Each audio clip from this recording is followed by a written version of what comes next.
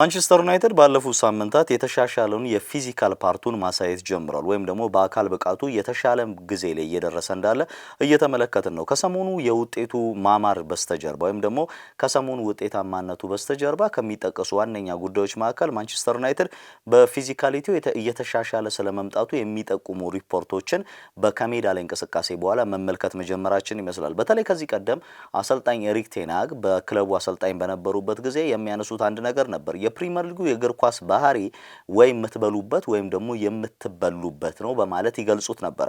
ልክ አሁን ደግሞ በአሰልጣኝ ሩበን አሞሪም ስር ወይ ቡሊ ማድረግ አለባችሁ አለበለዚያ ግን ቡሊ ትደረጋላችሁ ወደሚል እሳቤ እየመጣ ይመስላል። በተከታታይ ጨዋታዎች ላይ የማንቸስተር ዩናይትድ የቆመ ኳስ አጠቃቀም እየተሻሻለ የመጣበት ክለቡ በተለያዩ ተጫዋቾች ላይ የቡድኑን የሲስተም ሮቴሽን ወይም ደግሞ የፕሌየር ሮቴሽን ላይ በተደጋጋሚ በተሻሻለ መልኩ እየተመለከትን ያለንበት በተከታታይ ጨዋታዎችም ድል እያስመዘገበ ያለበት ይመስላል። ይሄም በተለያዩ ጨዋታዎች ላይ በሚይዟቸው በሚቀርባቸው የጨዋታ አፕሮቾች ወይም ደግሞ የታክቲካል አፕሮቾች የመጡ እንደሆነ ብዙዎች እያነሱ ይገኛሉ።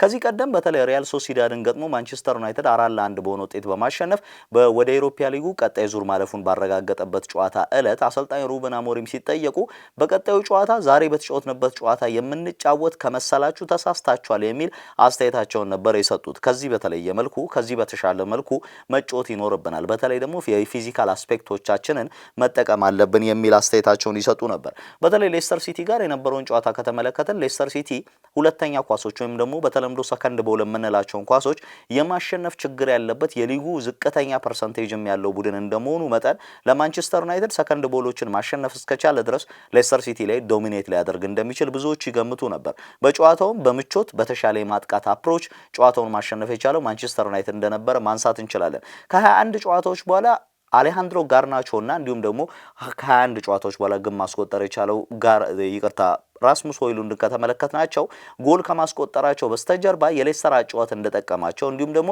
ዩናይትድ ከሌስተር ሲቲ ጋር ባለው ጨዋታ ሞር ፊዚካሊ ዶሚናንት ፎርስ እንደሆነ የተመለከትንበት ጨዋታ እንደሆነ ማንሳት እንችላለን። በተለያዩ አጋጣሚዎች ላይ በዚህ ዓመት ሌስተር ሲቲ እና ማንቸስተር ዩናይትድ ተገናኝተዋል። በድምሩ ማንቸስተር ዩናይትድ 13-3 በሆነ ውጤት ነው ማሸነፍ የቻለው ይህንን መርሃ ግብር። በተለያዩ በኤፍኤ ካፕ ላይ ተገናኝተዋል። ከዛ ባለፈ በፕሪሚየር ሊጉ ተገናኝተዋል። ቫን ኒስተልሮይ እንኳን በሁለት ተከታታይ ጨዋታዎች ላይ ሌስተር ሲቲን የገጠመበት አጋጣሚ ያለ። ከዛ በኋላ ሩበን አሞሪም ከመጣ በኋላ ሁለት ጨዋታዎች ነው ይሄንን ጨዋታዎች ሲያደርጉ በኤፍኤ ካፕ በኤፍኤል ካፕ እንዲሁም በፕሪሚየር ሊጉ ላይ ጨዋታዎች በአጠቃላይ 4 ጨዋታዎች ላይ ማንቸስተር ዩናይትድ 13 ጎሎችን በማስቆጠር 3 ጎሎች ብቻ ተቆጥሮበት ድል ማድረግ የቻለበትን የውድድር ዘመን ነው ያሳለፈው ከሌስተር ሲቲ ጋር ባለው ግንኙነት። ከዚህ የሰከንድ ቦል አለማሸነፍ ጋር በተያያዘ ሌስተር ሲቲ የመውረዱ ነገር እውን መሆኑ እንደማይቀር ብዙዎች እያነሱ ነው የሚገኘው። ኢት ኦር ኢተን ወይም ደግሞ ቡሊ ኦር ቡሊድ ብለው እንደሚገልጹት ፈረንጆቹ በዛ መልኩ ቡድኑ እየተቀረጸ እንዳለ እየተመለከት ነው። ያለፉት 5 ወራቶች ውስጥ በተለይ አሰልጣኝ ሩበን አሞሪም ወደ ክለቡ ከመጡ በኋላ የነበረውን የ5 ወራት ቆይታ ከተመለከተን ክለቡ ቀስ በቀስ በእንቅስቃሴም ረገድ በውጤትም ረገድ መስመር እየያዘ መልክ እየያዘ እየመጣ እንዳለ እየተመለከትን ነው የምንገኘው። ለምንድነው የሚለውን ነገር ይሄንን ከተመለከትን ተጫዋቾቹ ከሲስተሙ ጋር መዋሃድ መላመድን እየተመለከትንባቸው የምንገኝ ሲሆን ራሱ አሰልጣኝ ሩበን አሞሪምና የአሰልጣኝ ስታፍ አባላቱ ተጫዋቾቻቸው ምን አይነት ኳሊቲ እንዳላቸው በየትኛው ጨዋታዎች ላይ የትኛውን ተጫዋች መጠቀም እንዳለባቸው ማመን መጀመራቸው ይመስላል። ምናልባት ከሌስተር ሲቲ ጋር በነበረው ጨዋታ ከኤሪክሰን ውጪ ፊዚካሊ በሌስተር ሲቲ ተጫዋች ዶሚኔት ሲደረግ የነበረ አንድም ተጫዋች በሜዳ ላይ እንዳልነበረ ስንመለከት ነበር። በሂደት እየተቀየሩ የመጡ ተጫዋቾች አሉ። ለምሳሌ የጆሹዋ ዝርክዚ ከኳስ ጋር ያለው ምቾት ከኳስ ውጪ ደግሞ ልክ ከሪያል ሶሲዳድ ጋር እንደተመለከትነው ከኦፍ ዘ ቦል የሚያደርጋቸው ሩጫዎች፣ ሊንክ አፕ ፕሌዮቹ ከዛ ባለፈ ደግሞ አሁን ራሱ ላይ ጨምሮ እየተመለከትነው የምንገኘው የፊዚካል ዶሚናንስ ባህሪያቶችን መላዩ ላይ እየጨመረ መምጣቱ ለማንቸስተር ዩናይትድ ከአንድ ከለውጦች መካከል የሚጠቀስ ነው። ከዛ ባለፈ በዩናይትድ ላይን አፕ ውስጥ አሁን በሂደት ዋናውን ቡድን መቀላቀል የጀመሩ ታዳጊ ተጫዋቾችም ለወደፊት ለክለቡ መሰረት ምን ያህል